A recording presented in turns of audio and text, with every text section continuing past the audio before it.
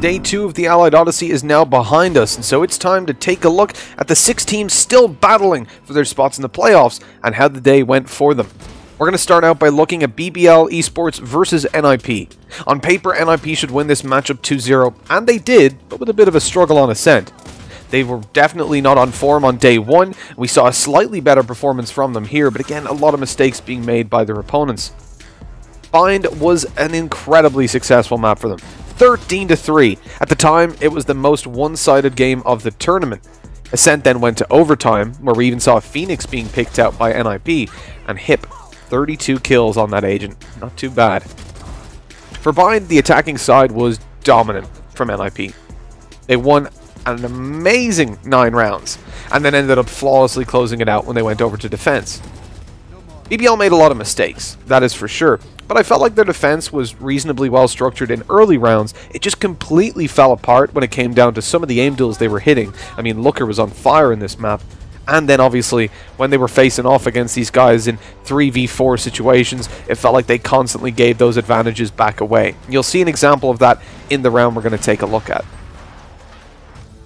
We're going to start out the round with a camera being placed on A mid. That's allowing Rhyme to spot out, but the fact that he stays in position tells us he wants to get an aggressive kill. You see Looker go for the peek on B long, he's going to find that duel, and then Aslan is left to try and make a play, because they've lost one of their players. In fact, it even baits out the Resurrection and the wall, which is huge utility burned up early on for BBL. The blind and the kill is fantastic, but he couldn't convert a second, and in that position, one and done isn't good enough. Now, we see that early A control that they had with Rhyme left towards A being used. He takes Bath control as Kree stays to sell a little bit of a fake. He's throwing out his utility. There's the paranoia that's going to further sell that a long push could be coming. You see this keeps BBL in place, even though they haven't seen a player here for a long time. It's been nearly 30 seconds since they took any engagement, and yet they're still 3-man stacking the B site. Lego has to find a kill, and he does so successfully, then leaving. And that's the really important part. The fact that Lego doesn't overcommit even towards the fight on Rhyme, which he definitely could have went out for more on, gives them the opportunity to hold off and push as a team. What's surprising is the fact that they don't rotate fully. Obviously, they could take the teleporter and plant, so you want to leave a player there just in case, but now to push out, it just seems reckless. That kill onto Rhyme makes them want to run forward and take every single fight they can, not accounting for Kree still being there on the operator. They lose another man, and just as the Cypher comes to join the fight, they have to push. They have no smokes to counteract this operator, and that's where a lot can be done by Fearoth. They hear him firing out the arrows, but completely ignore him, allowing him to catch one in the side while Kree takes out Kiro from afar, and now it's a 2 versus 1. Practically unlosable, although Kree made a pretty good attempt right under the elbow on that one, but at least he got Fearoth an extra kill. 5-2 was a good scoreline then for NIP. They built up to 13-3 in the end. And really, it was off the back of little mistakes like that. BBL find 1 kill, and they feel like they need to push. They need to get in there and win the round off the back of that. When if they just waited for their full rotation to come through, they would have had a much better chance of closing that round out. G2 Esports versus FunPlusPhoenix, the next game of the day, and this one was a banger. These two teams obviously have a rivalry across different franchises, League of Legends in particular, and now they were butting head for the first time in Valorant. FunPlusPhoenix won the series 2-0, but of course, due to personal issues from the G2 players on Ascent, we do have to discredit really that second map. It could have went either way before life hit. Split, though, was fantastic. 13-10 in favor of FunPlusPhoenix in the end, but G2 got off to a 5-0 start, and their aggression on the defensive side is always a treat to look at. We're going to look at one of those rounds, in fact, where they just went wild and started to get in their opponents' faces. It's round number 5, and in this one, they went wild.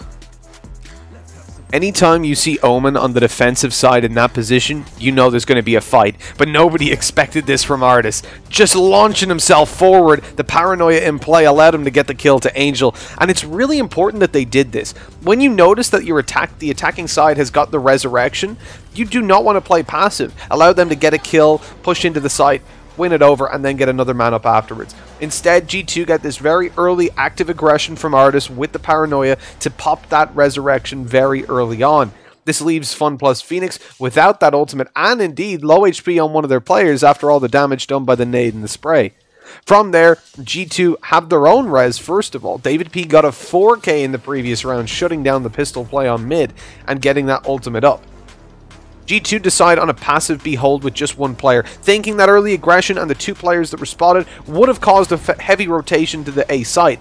But FunPlusPhoenix just waited, ran down that clock and eventually pushed in. They win a lot of the duels initially, or the first duel, getting the site and the plant, but then things pull back. That kill by Patatek buys G2 time. They don't need to play too active and too aggressive, they can wait. Mixwell goes in, still having his dash, which is why he's ready to take such an aggressive peek, jumping out, right-clicking, and fading back immediately. They trade out Angel after he finds 1 kill, and then David P's res comes into play.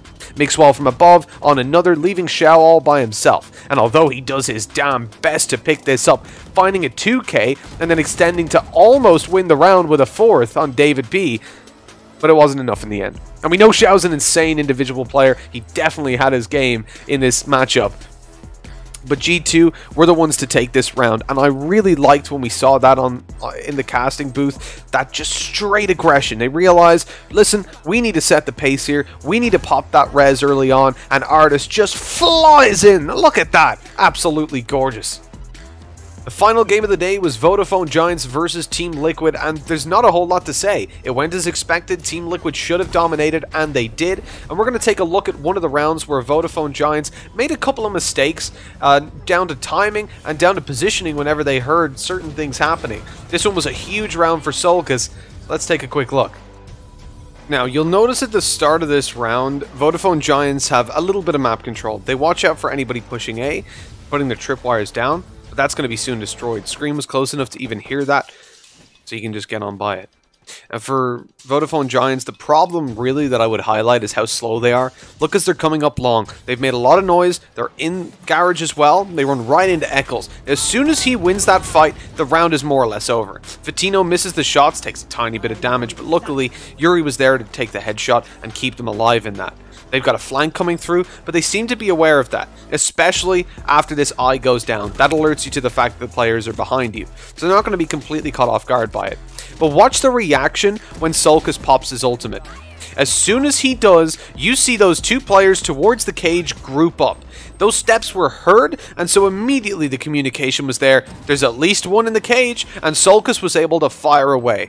That's a big problem. If you hear that showstopper being popped, the first thing you should do is run away, and definitely run away from your teammates. But the group up made it easy to find a double. So ultimately, it's a slow round as they take too long to push, so there's already a flank very far underway. And then, obviously, the reaction to some of those plays, like the ultimate, you'll see here in the replay, they just stand right next to each other. It's the easiest double kill of Solkas's life.